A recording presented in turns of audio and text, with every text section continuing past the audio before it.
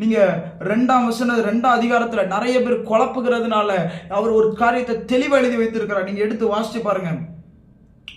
இப்படி எழுதப்பட்டிருக்குது 2 அதிகாரத்துல 1 இருந்து, அன்றியும் சகோதரரே, நம்முடைய கர்த்தராகிய இயேசு கிறிஸ்துவின் வருகையையும் நாம் அவரிடத்தில் சேர்க்கப்படுவதையும் குறித்து நாங்கள் உங்களை வேண்டிக் கொள்ளுகிறது என்னவென்றால், ஒரு ஆவியினாலாவது வார்த்தையினாலாவது எங்களிடத்திலிருந்து வந்ததாய் தோன்றுகிற ஒரு நிருபத்தினாலாவது கிறிஸ்துவுடைய நாள் சமீபமாய் இருக்கிறதாக சொல்லப்பட்டால் உடனே சஞ்சலப்படாமலும் கலங்காமலும் இருங்கள்.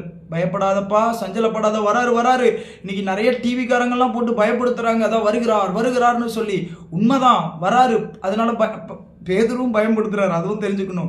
எப்படிப்பட்ட பரிசுத்த நடக்கையா இருக்கணும் தெரியணும், அது இம்பார்ட்டன்ட். பரிசுத்தம் ரொம்ப இம்பார்ட்டன்ட். இப்போ கேளுங்க, எவ்விதத்தினாலும் ஒருவனும் உங்களை மோசம் போகாதபடிக்கு எச்சரிக்கையா இருங்கள்.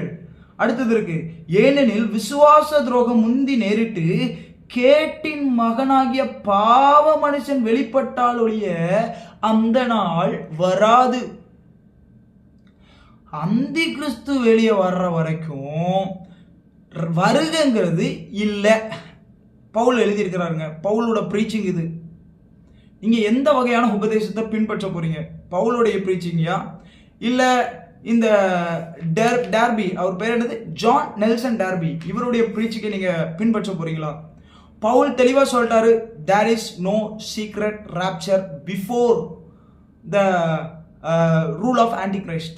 அந்தி கிறிஸ்துவுடைய ஆட்சிக்கு பின்பதாக தான் வருகை என்பது ஒன்று இருக்கிறது. இது வேதத்துல தெளிவாக எழுதப்பட்டு இருக்கிறத நம்மளால பார்க்க முடியுது.